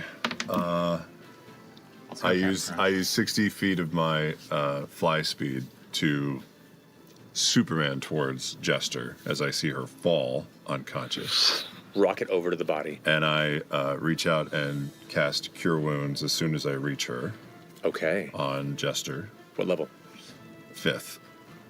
Okay. So it's 5d8. I should just roll that now. Ooh, 35 points? Did you roll in the game? Okay, you gotta roll. Oh, he's gonna roll. That was a good roll. Reach out, touch fate. You should have taken the digital. You should have. 35. Oh, Exactly the same? yeah. 35. That's random. Great. Heal you back to consciousness at 35. Amazing. 5d8 plus 5. Yeah. 40. 40 hit points. There you go, even better. Plus 5. Whoa. Look at that. You're fine. Look at that. It's like it never happened. Amazing. I look at Jester and I say, forgive me. And I will push up off the deck and reach into the bag of holding and pull out the cloven crystal, the third eye. Okay. The minute you pull it out and present itself, you watch all of the scions, the ones that are clambering and attacking other crew members, all of a sudden just stop and stare and look over in that direction. The one that's flying in the air that had initially tried to entrap you with the magic kind of drifts and looks down at you. And the giant, both of its hands kind of dig in deeper into the ship. That's going to finish your turn. Kingsley, you're up top. As a quick bonus action, Yep. I'm going to tap one of them with just do it on like one of their, just to see if they're paying attention at all, because they've just all stopped. The one that's looking up to it, the one that's closest to you, that you previously Where's the one I've wounded. already heard? Yeah, like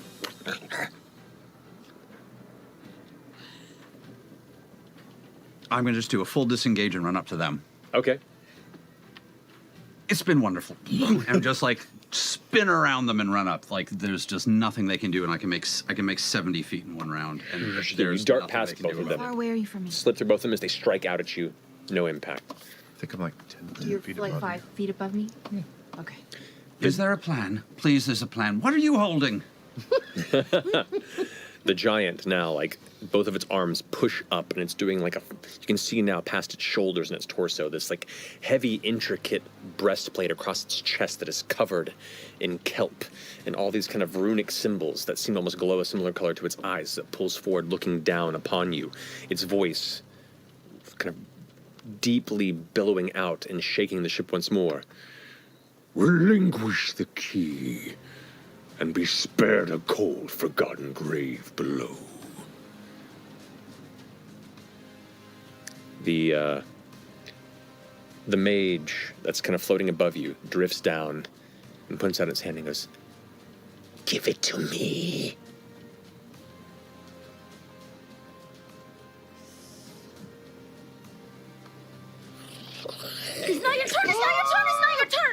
You can't do it yet. It is the creature's turn, presenting its arm forward.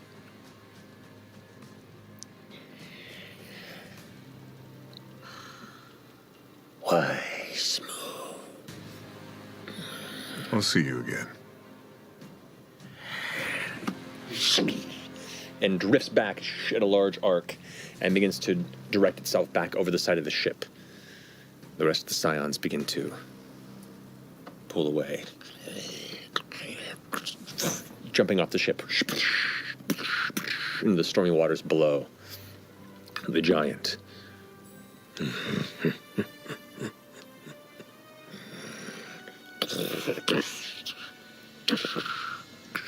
Beneath the boat.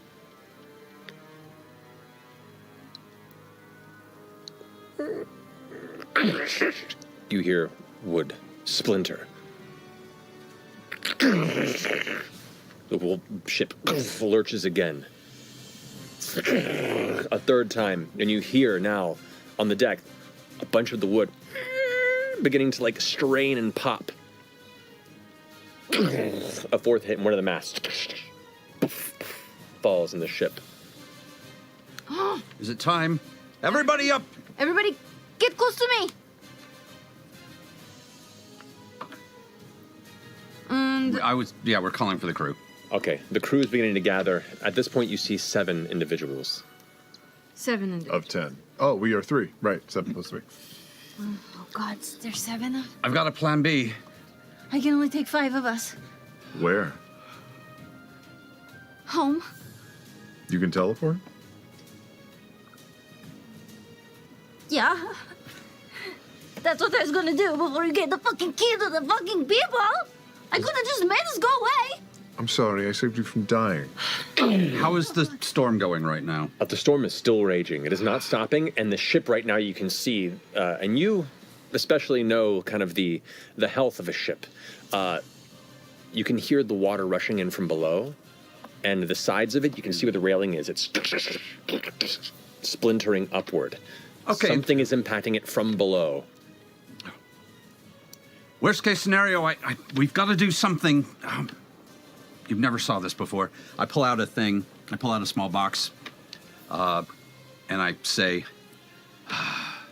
"Abandoned ship, gather the crew," and I toss it off, and it folds into a small boat. You have a boat in a box? I have a boat in a box. Got my boat in a box. Well, that's awesome. It's not that I don't trust you, but I have a boat. I don't have a boat in a box. So that's How many people fit in the boat in the box? well, that's the nice thing about it is At that moment, as you're answering this question, the ship cracks open the center of it, a massive teal fist emerging from the center of the deck of the ship. The entire wood lurches upward, the ship itself breaking now in two around it. And as it withdraws, the ship then bows downward with it. Once known as the Ball Eater, now the mighty heroes, splintered and twined. 9 heroes. 9 heroes, sorry. One of the 2. I don't know. It's been a year and a half. Doesn't matter. It's going to the bottom of the ocean now. It doesn't matter. Immediately begins to take on the ocean rapidly, being swallowed by the ocean around the Swavane Islands. What are you doing? I have Crew are sliding and falling off into the water. People that were trying to gather with you are now stumbling into the ocean. I need the 3 of you to make dexterity saving throws for me. Before Orley dies, we riot. They can all breathe underwater. They can. That was a clutch maneuver. Yes. It is straight down. There's no other explanation. Oh, I have advantage on dex. Yes, I do. 7. I'm learning this. 8. I don't think you do. What? No, I don't. Bailey. 7 and 8. 7 She's and 8. rolling I'm rolling dog like shit. crap. over there. 20. Bailey. 20? Chester Okay. rolls her back. No, just throws in a fast roller washing. So, as you all are gathered around, the impact of this sends you flying off the ship into the ocean around you. Lightning still off in the distance as you all kind of come up from the top of the ocean. But you can breathe, thankfully, though the waves are still pulling you around. You kind of glance about. There is no light source beyond the flashes of lightning, and you're not entirely certain where your comrades at the moment are. What are you doing? Can we still breathe water, or did that break? You can still breathe water. It's not concentration. Okay, that's good. There is now a very large boat that will definitely hold everybody sitting in the water next to the ship. Can we light it up? Oh, well, just head towards it first, and I'm going to... We head towards the boat, I guess. Yeah. Oh, is it dark of night, or is there any light from a setting sun or anything? No, the storm has completely engulfed it, and by now it is early night times. The only light that you have is the light you create, or the occasional flashes of lightning in the distance that give like a sudden, brief moment of If you shape want around. to save anything, I'm holding the Star Razor. I'll just cast Fairy Fire up into the sky, so it just... It kind of creates this cloud of faint, kind of pale green energy that kind of drifts around. As it hits the surface of the water and kind of illuminates the space around it, you can see there are a handful of survivors. You see Orly is now kind of floating on the surface, the shell up, and it's just kind of drifting there in the water. You see Marius is over to the side going, "Help! Help!" I dive. Fucking Marius. Okay. You begin to gather some of the crew around you. A handful get to the boat. And what do you do? What about the ones that are having trouble? Can I'm we gonna help them? Yeah, if they can't swim I've got very well, I've got a boat. swim speed that's very, very Okay. intense, so. So in the middle of the storm, Can't drown. that water breathing is saving the majority of your crew and yourselves right now. You're still in the process of now trying to recover them amongst the wreckage of a recently destroyed ship as you watch the final element of the bow of the ship kind of sink underneath, and with that, the ocean water begins to pull down. It drags a number of you down with it. I'm gonna cast control water again. Okay, with that, you kind of reverse the process. Walrus would be much more dangerous if you didn't breathe water. But as you get back up to the surface, a few of the crew begin to scavenge themselves up, 9 in total. You did lose a member, Shella Dellis, who was the previous first mate under Orly. Does not come to surface, seemingly probably crushed at some point during the battle.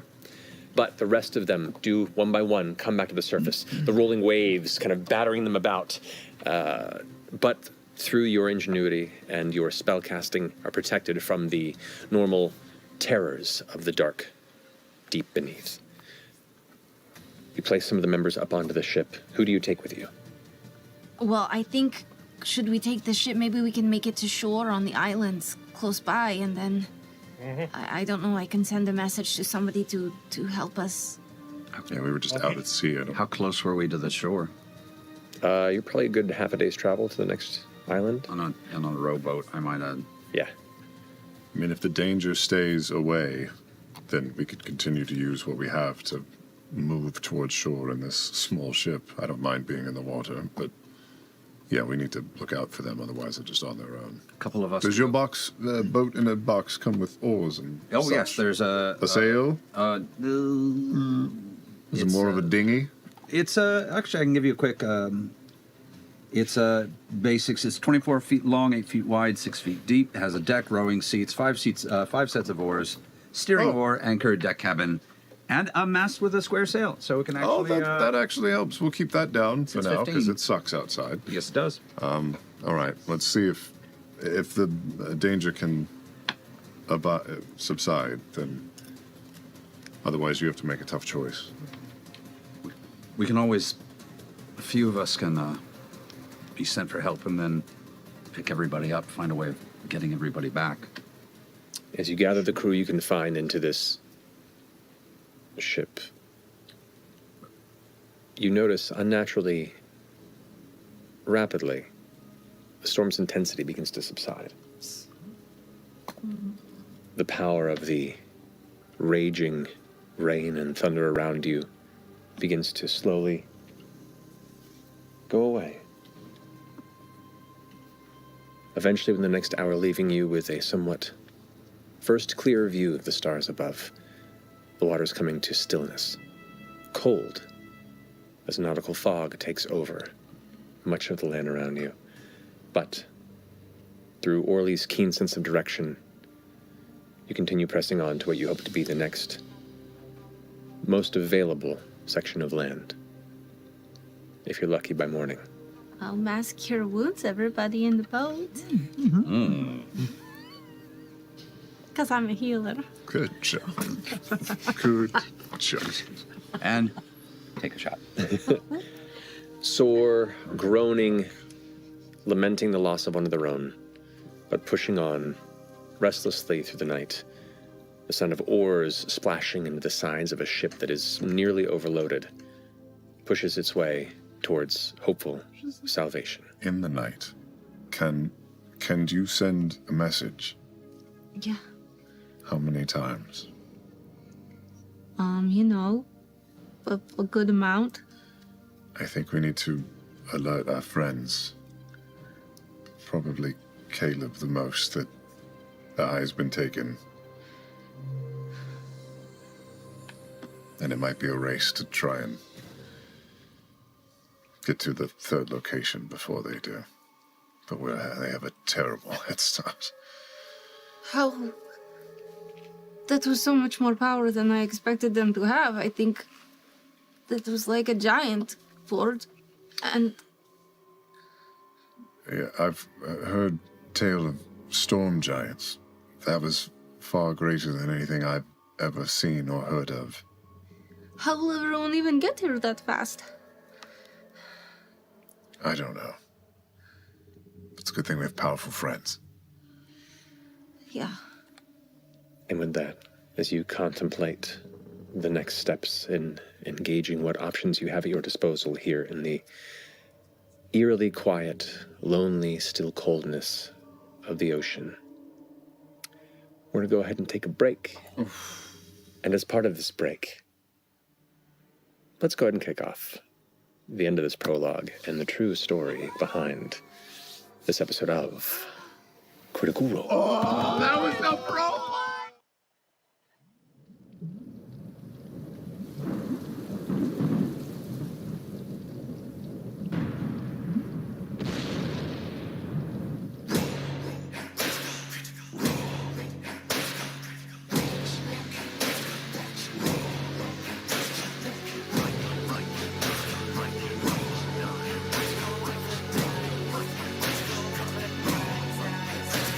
The adventure begins. They were always beside you, your nerdy best friends, and the DM to guide you. And they rise from the flames for the battles ahead. Villains beware, 'cause you're about to be dead. They got magic and flair. They got falchions and cunning. They don't see over there. There's a monster incoming. Inspiration is waiting. Rise up, don't think twice. Put your fate in your hands. Take a chance, roll the dice.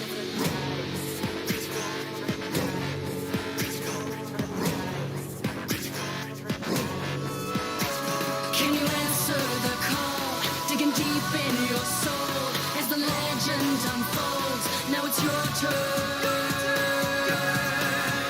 to roll.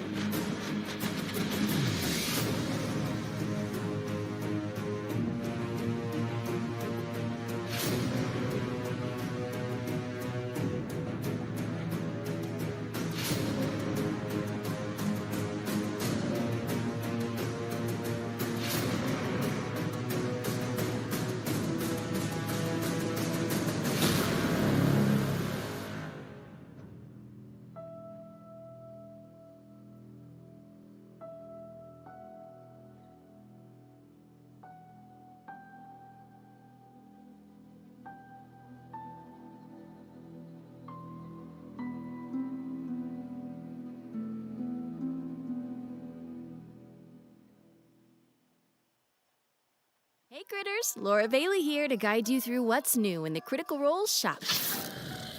This holiday season, give the gift of effortless style. These holidays, they're just around the corner. Hey. Style should be a Darmstadt, darling. Oh, so comfy cozy. Could anything be more perfect? I mean, the traveler always says impulse purchases are a good decision. This is a lot of stuff, you guys. We Yeah. have like I'm so just gonna many call cool here. things right now. Here now. This is free to Reunited. And hey, if you want, you could head over to the Critical Role shop right now. The good fortune on the quest to win.